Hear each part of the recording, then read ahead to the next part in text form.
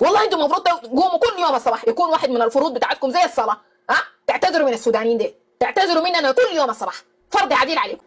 يا اخي الليله شباب قاعدين اعمارهم 20 و25 و30 سنه، يا اخي كتابه ما بيعرف يكتبوا، يا اخي الواحد اسمه ما بيعرف يكتبه.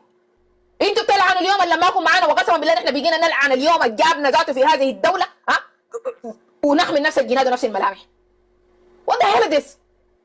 وما انتوا لو دفعتوا ثمن اللي دفعناه احنا كنتوا بتعملوا شنو يعني؟ كنتوا حتسووا شنو يعني؟ لو انتوا دفعتوا الثمن اللي دفعناه احنا، لو كنتوا بتصبحوا الصباح كل يوم يقعدوا ينادوكم يا فداديات وينادوكم يا خدم وينادوكم يا عايشين انتوا في العشش وفي البيوت اللي هسه بيتم تكسيرها، بيوت الزنك وبيوت القش والطين اللي بيتم هسه تكسيرها دي، ناس عايشه لها في بيوت تشبه بيوت بزنان يا اخي.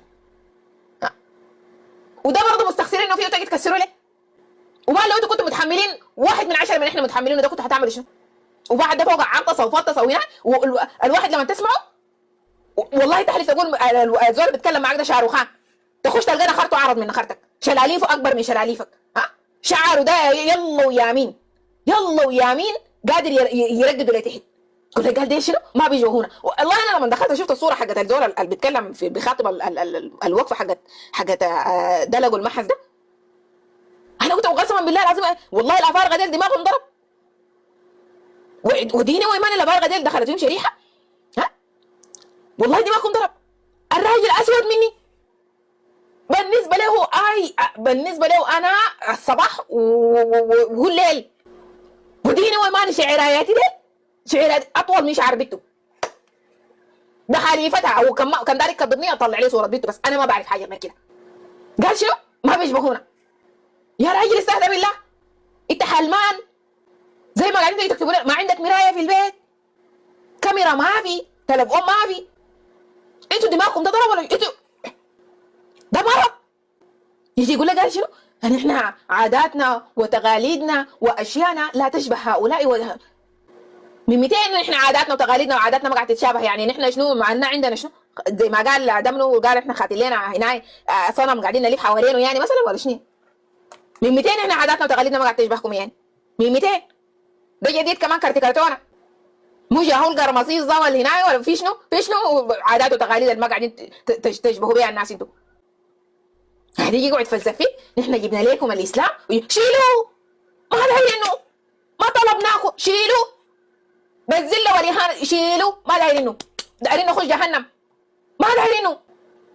الدين اللي ما بجيب لنا الكرامه ده شيلوه، الدين اللي بيستعبد الزول في ارضه ده شيلوه، ما دايرينه، ما دايرينه.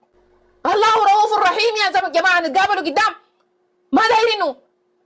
ثقافه شيلوها، قد هلا هي ويرا نيريو، ما دايرينكم.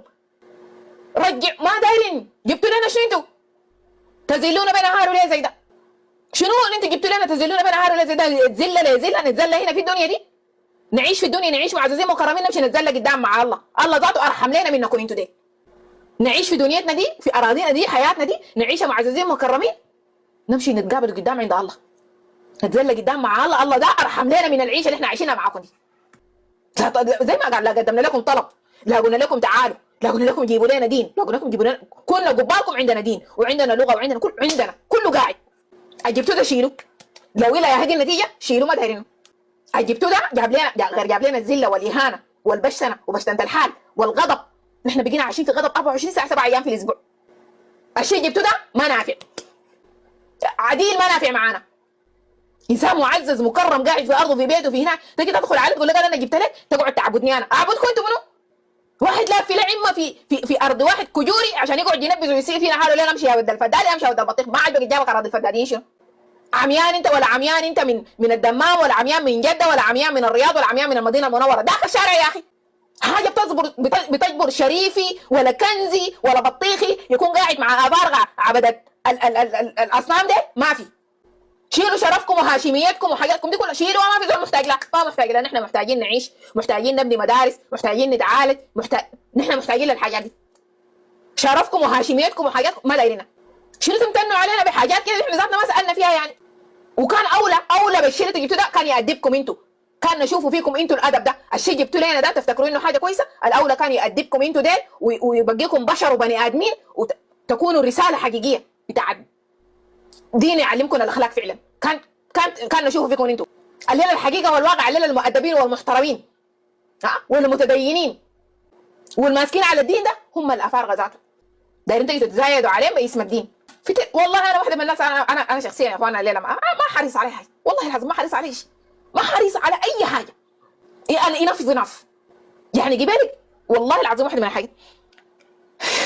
قاعدين كامل كاريزما قلت لكم هنا، جا قال منو؟ قال خال الغلابه جا بيخطب فيهم. لما خال الغلابه ينبذ له عبد العزيز الحلو كامل كاريزما بيهلل الله اكبر، الله يا اخي كلامك صح حقيقه. لما ينبذ من ناوي هنا عمار الله اكبر، والله يا اخي كلامك حقيقه. يعني حتى في الخلافات راجين واحد جلابي